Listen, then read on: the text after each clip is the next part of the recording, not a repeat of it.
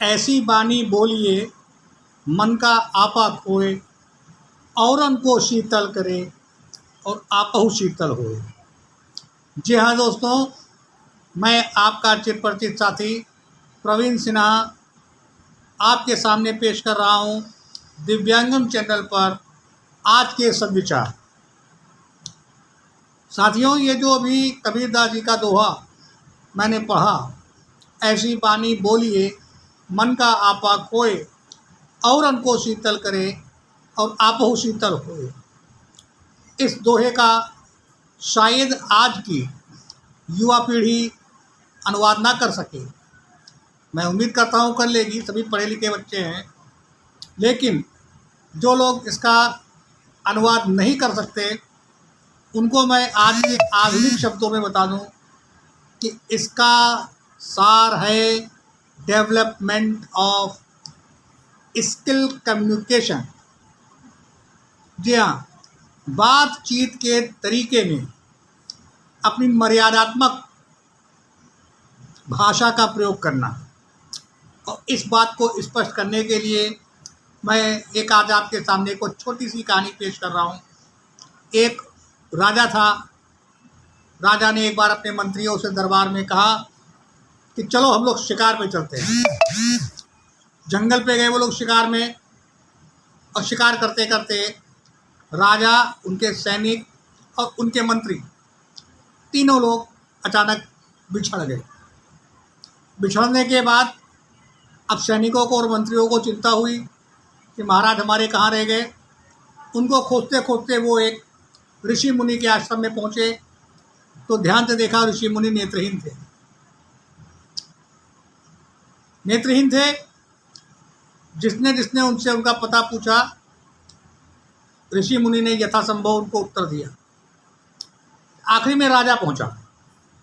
राजा ने पहुंच के कहा, मुनिवर सादर प्रणाम, क्या आपने यहाँ हमारे सैनिकों को या मेरे मंत्री को आते देखा?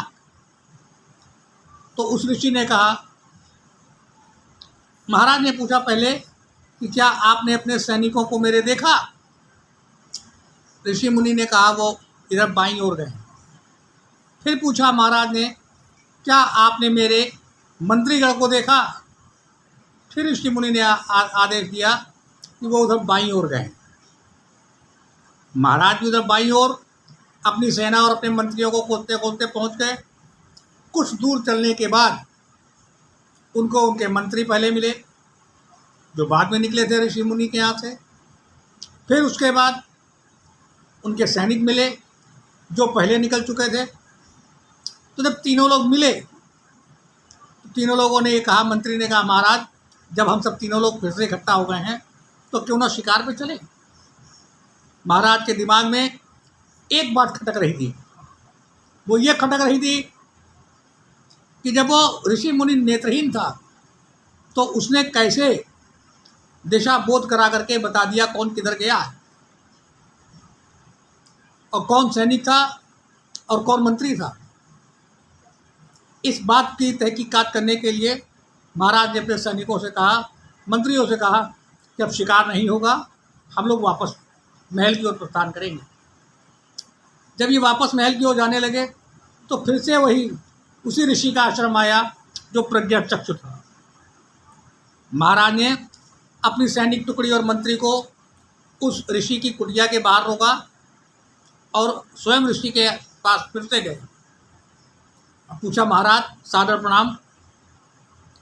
महाराज ने कहा, क्या तुम्हारे सैनिक मिल गए? कहे, हाँ मिल गए। उसी प्रश्न का एक उत्तर खोजते खोजते आपके पास में आया।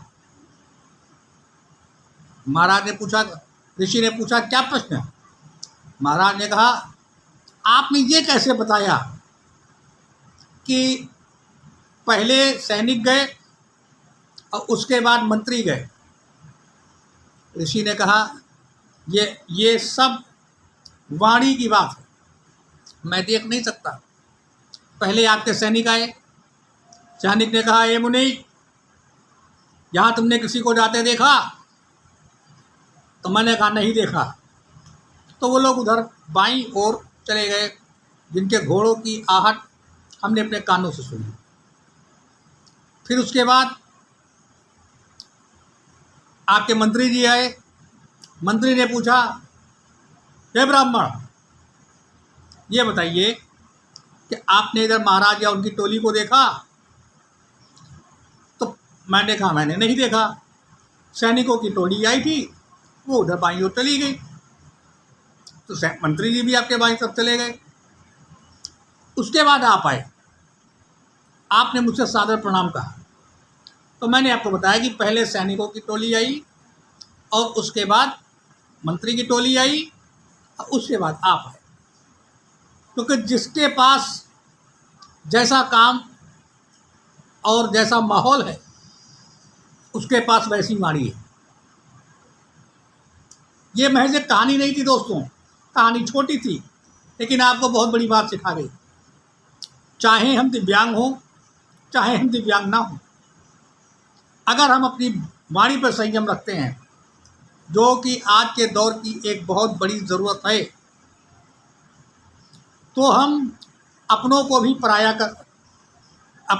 को भी अपना कर लेते हैं। और अगर हम अपनी वाणी पर संयम नहीं रख पाते, तो ये याद रखिए कि परिवार का एक एक सदस्य भी हमसे दूर रहेगा, हम परिवार में ही एक नहीं हो पाएंगे। इसलिए वाणी पर संयम रखना हमारे लिए कितना ज़रूरी है। एक छोटी सी बात,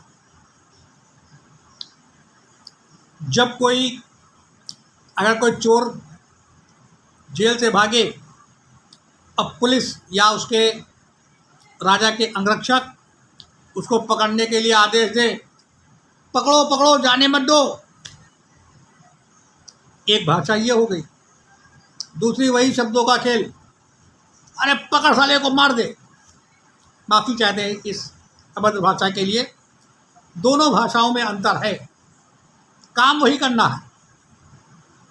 ये एक छोटा सा उदाहरण हुआ, लेकिन आज के दौर में ये उदाहरण राजनेता से लेकर के किसी छोटे से कर्मचारी के लिए, चाहे वो किसी भी विभाग का हो, या हमारे और आपके घरों में दुकानों पे काम करने वाला एक मामूली सा आपका कार्यकर्ता हो, उसके लिए भी वाणी का संयम बहुत ज़रूरी है। ज़रा सोचिए, एक वो किराने का दुकानदार, कपड़ा का दुकानदार, सोने चांदी का दुकानदार, या कोई कार की दुकान, शोरूम का कोई कार्यकर्ता, अगर आपकी वाणी पर संयम ना हो, अपनी वाणी पर ना रख पाए, तो आखिर कैसे काम चलेगा? कोई शोरूम वाला कहे कि नहीं, मैं तो कार बेच रहा हूँ, जिसको लेना होगा वो आएगा, और वो अपनी वाणी पर संयम ना रख करके किसी से अभद्र भाषा में प्रयोग करे, ओए तुझे कौन सी कार चाहिए, लेनी हो तो बात कर, ना लेनी हो तो ना कर। तो क्या ऐसी वाणी बोलने वाले शोरूम पर कोई आदमी जाएगा? शायद कभी नहीं जाएगा। इसलिए मेरा आप लोगों से निवेदन है, खासकर हमारे दिव्यांग साथियों से, क्योंकि हमको तो लोगों की सहायता ही चाहिए। हम अगर प्यार की भाषा ना बोल पाएँ, अपने दिव्यांग सशक्तिकरण विभाग से मीठी भाषा में अपने काम ना करवा पाएँ, अपने विकलांग जन उपायुक्त, डिप्टी कमिश्नर, जो कि हर जिले का जिलाधिकारी होता है, उससे अगर हम मर्यादित भाषा में बात ना कर पाएँ, तो क्या हमारा काम होगा? शायद कभी नहीं। हम चाहे किसी भी कैडर के, किसी भी प्रकृति के, हम 21 तरह के विकलांग, और 21 तरह के विकलांगों की अपनी अलग अलग तरह की समस्याएं हैं, उनको किसी न किसी से सहायता लेनी ही है। ये हमारी चाहे मजबूरी हो या ना हो। तो अगर हम अपनी मर्यादित भाषा का प्रयोग करके लोगों से अपना काम ना निकाल पाए, तो ये स्किल डेवलपमेंट हमारा अधूरा रह जाएगा, हमारी ज़िंदगी अधूरी रह जाएगी। आज के दौर में हम पिछड़ जाएंगे, हमको कोई नहीं पूछेगा, हम कूक मंडूक बन के रह जाएंगे, कोई किसी को जानेगा ही नहीं। हमको कोई पहचानेगा ही नहीं, कोई मेरे पास आएगा ही नहीं, तो कैसे ज़िंदगी चलेगी। और जो 400-450 500 साल पहले या शायद कुछ ज़्यादा समय पहले, जो मैं कबीरदास जी की मुझे इस समय सही डेट ऑफ बर्थ नहीं याद, उन्होंने जो इस एपिसोड के पहले मैंने लाइन पढ़ी थी, उन्होंने तो कब लिख दिया, ऐसी बानी बोलिए मन का आपा खोए, औरन को शीतल करें और आपहु शीतल होए।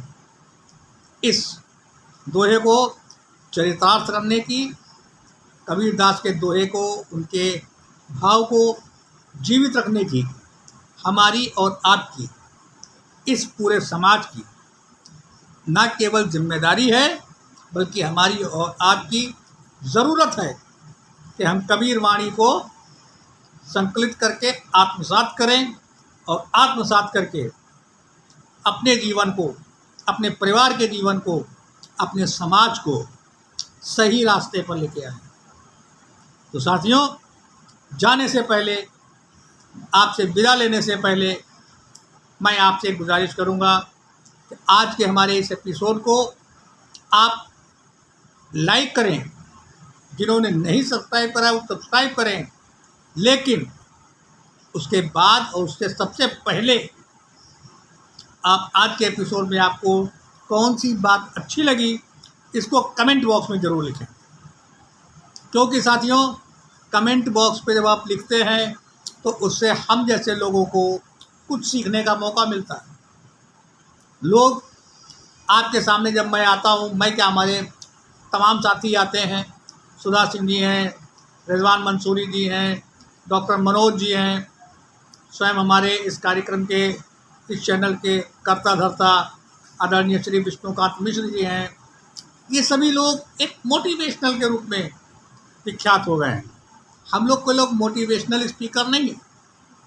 हम लोग आपके लिए अपने दिल और दिमाग में जो भी अच्छी बातें होती हैं उसको सामने रखते हैं, ताकि आप कुछ, मैं ये नहीं कहता हमसे कुछ सीखें, लेकिन अगर हमारे आज के एपिसोड से कुछ सीख सकते हो तो मैं समझता हूँ कि हम लोगों की ज़िंदगी सफल हो गई, इस दिव्यांगम चैनल का ध्येय सफल हो गया।